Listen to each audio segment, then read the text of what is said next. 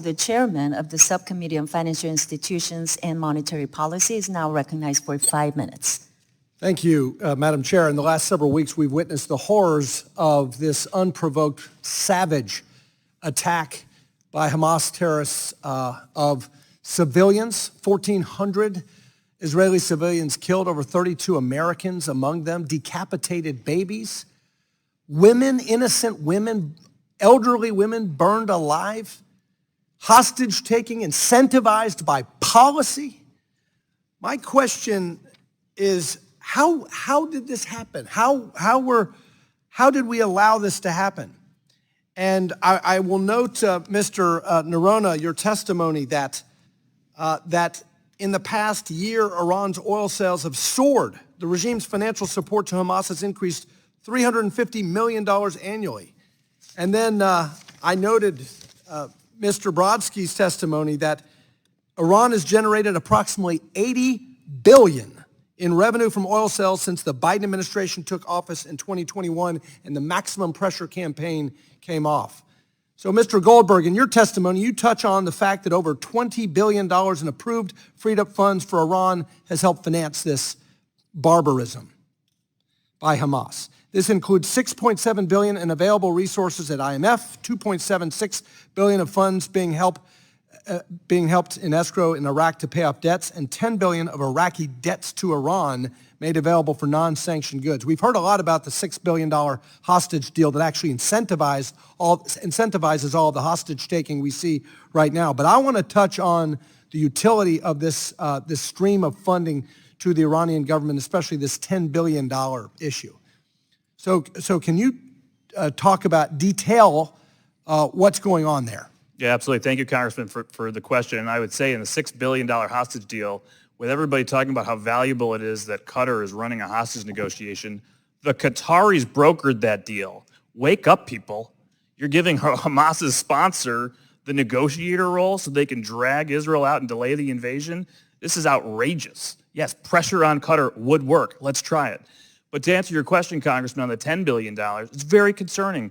The $6 billion was very flashy. It was tied to a hostage deal. It made no sense to anybody who actually follows policy that you would say, let's trade 5 guys for 5 guys, and we'll throw in $6 billion. No, it's tied to a much broader sanctions relief package that had already started earlier in the year. We saw Brett McGurk, the Middle East coordinator of the White House, go to Oman, cut the deal through channels. The Sultan of Oman went to Tehran at the end of May. The Iranians clearly accepted whatever offer was sent. Early June, we started seeing reports in Haaretz by one of the most prominent journalists there from Israel leaking out the details of the deal. And then suddenly we see $2.76 billion out of an escrow account in Iraq making payments for various Iranian debts. Well, I guess the Iranians didn't like that arrangement. It was going too slow or something. We have no details or briefing from the administration to know. So suddenly in July, a waiver comes up to Capitol Hill, a waiver that a lot of people haven't seen. You know, where is that waiver? They've classified it. We should find out more about this waiver because it allowed, according to the State Department, for the first time to allow Iran to pull money out of its escrow accounts and get paid in third countries, Oman, maybe other countries. We know about Oman. $10 billion was built up there. Those were electricity payments that Iraq was making to Iran. They're now moved out of Iraq. How much is left in Iraq? How much is in Oman? How much has been spent? So many questions asked about the $6 billion. No, not a penny has been spent. Does anybody in this chamber know how much has been spent of the $10 billion? You don't. They haven't told you. Has anything been borrowed against it? What's going on with that money? And by the way, this waiver allows ongoing payments. The electricity payments keep going. It's not one-time money like the $6 billion. Well, what is going on with this money? That's very troubling. Mr. Brodsky, on the oil revenues, since Biden lifted all of the sanctions on Iranian oil. By the way, this should be a bipartisan issue. My friends are obsessed about the climate. Why is Iranian oil so important to not sanction? How many of these sales, Mr. Brodsky, are operating under a waiver?